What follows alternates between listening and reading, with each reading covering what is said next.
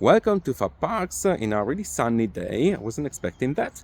I'm not far away from Thor Park, and initially the idea was to go and have a look at the building site of Hyperia and give you an update on how Hyperia is progressing. But this week, Europa Park decided to drop a bomb which was showing us the trains of Voltron. So I decided to change completely the video. So I'm still going to Hyperia building site. I'm not gonna count, the missing balls or anything like that, but I'm gonna talk about Voltron and Hyperia as the key projects for the respective theme parks, but also in terms of what they got in common, but how they are also so different one from the other. So I'm gonna give you a kind of analysis of the project itself, what it's gonna deliver, and why they are so important for the parks. The boots are ready. You never know how muddy it's gonna get down there. So I'm gonna start walking, but in the meantime, please subscribe to the channel. And I decided to make your life super easy. So just scan the QR code that you see on screen now, and you're gonna automatically subscribe to Fab Parks. And now I'm gonna start walking. And so from the famous Red Bridge in the Monk's Walk, let's start talking about those two coasters are kind of similar in numbers. Unfortunately, not the numbers we would love to see. I'm reading, by the way, I'm reading. So those two coasters are gonna be like the big new coasters opening in Europe in 24. Period. I know there is Nemesis, but it's a retracking. And it's not coincidence that both of them are made by Mack.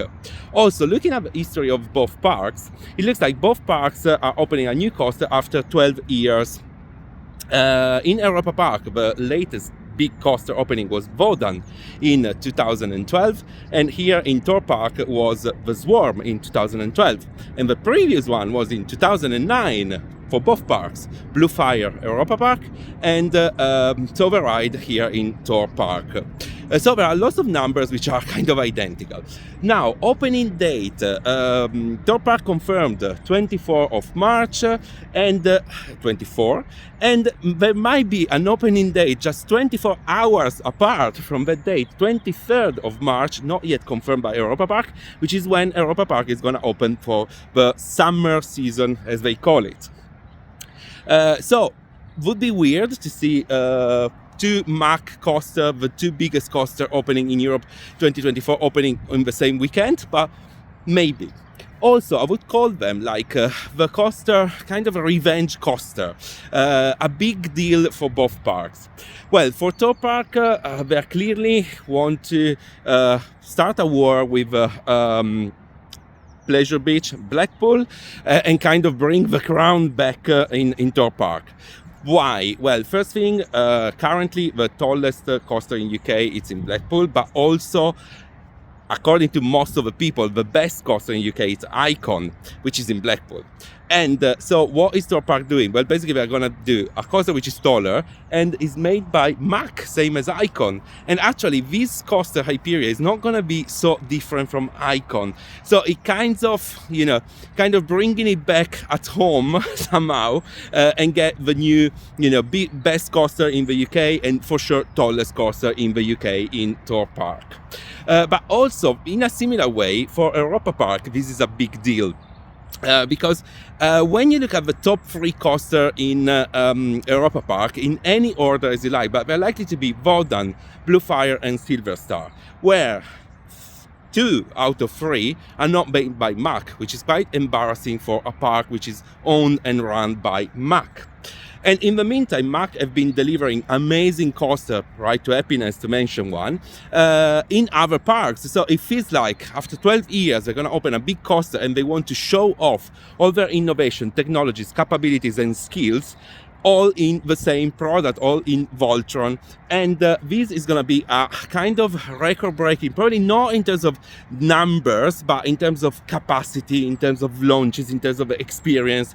It's going to be probably the best coaster in Europe.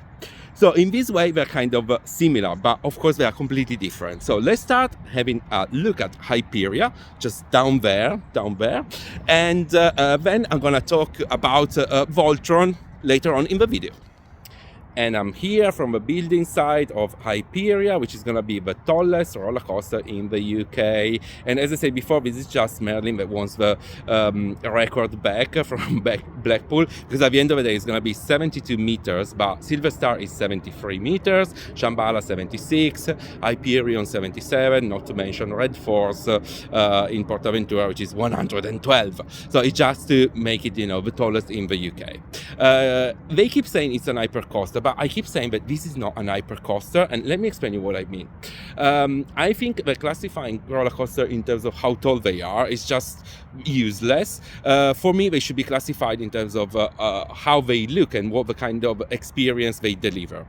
In my little head, for example, Stealth, Red Force, and King Dakar are exactly the same type of coaster, which is kind of upside down U-shaped coaster, whatever you want to call it. Then, of course, there are different dimensions, but in reality, the kind of experience is identical. Now, say that this is not an hypercoaster. Why? Because usually the hypercoaster, if you think about Silver Star and all that, they got this massive chain lift, a massive drop, lots of airtime hills. They are so spread out that they end up going into the car park, and they got the typical 4 seats row trains with that T-shaped restraints coming from the floor. Here we got nothing of that. The only thing in common probably is the splash effect at the end, but this one looks more like a kind of a higher, taller Blue Fire or Icon kind of experience, which is not a negative, it's actually super positive, because I think this one packs a punch and it's got so many new elements, like the parabolic turn negative one, or it's got inversion, it's got so many interesting things going on here. So I don't think this is an hypercoaster in terms of that type of experience, but actually it's going to be an amazing and thrilling experience indeed.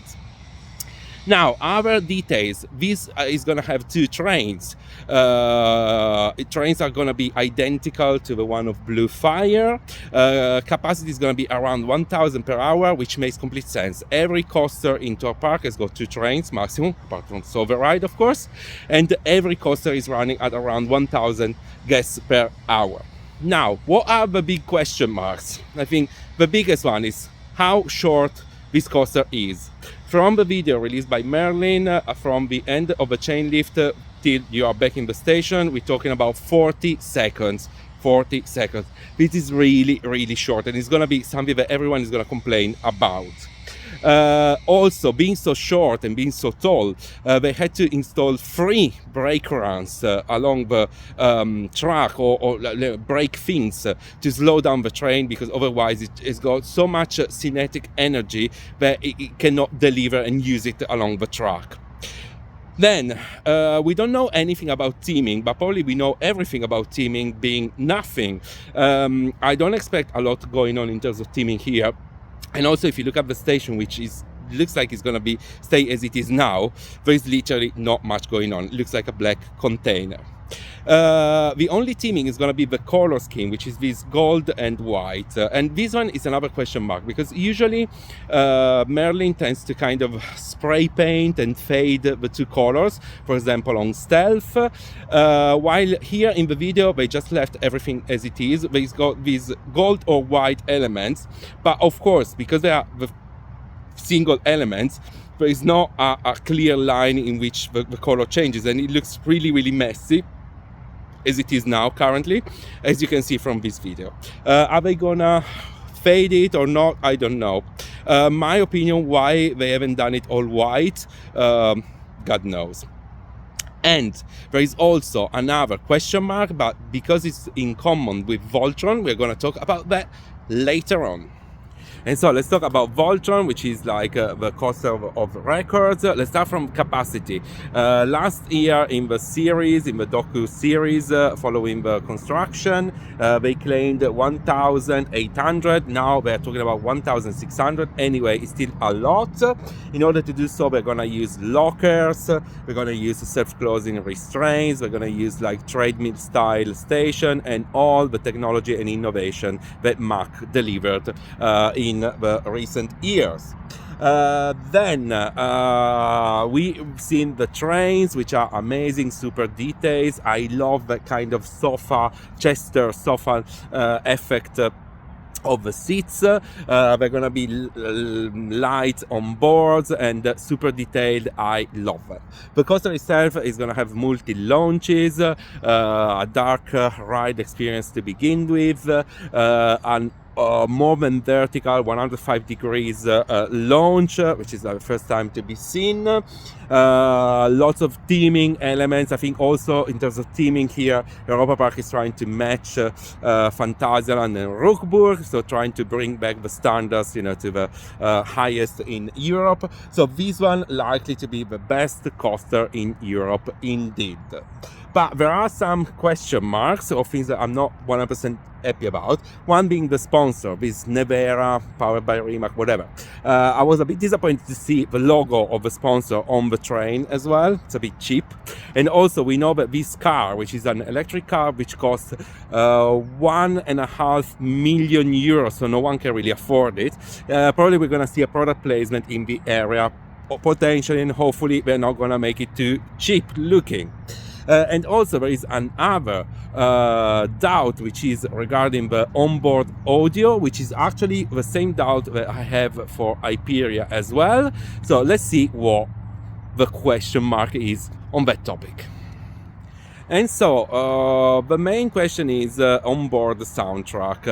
Why? Because when they delivered the trains of Voltron, the first thing that was clear that there are no speakers as they are on Ride to Happiness, for example. Now, everyone is expecting this onboard soundtrack just because it was like a major selling point of Ride to Happiness. Everyone loved it, but also because in the POVs that the parks released, there was this soundtrack in sync with the track, and so it would make a lot of sense. Now, for Voltron, they might install it at a later point. For Hyperia, we don't know because there are no trains yet, but hopefully we're gonna see this onboard soundtrack, even if on Voltron now it doesn't look like it's a thing. Let's see. Would be a pity for Hyperia, also because they released this kind of celestial soundtrack, which is really nice and aligned to the experience, so we would hope to see that on Hyperia trains. Here's the end of the video, and please subscribe just by scanning the QR code on screen now.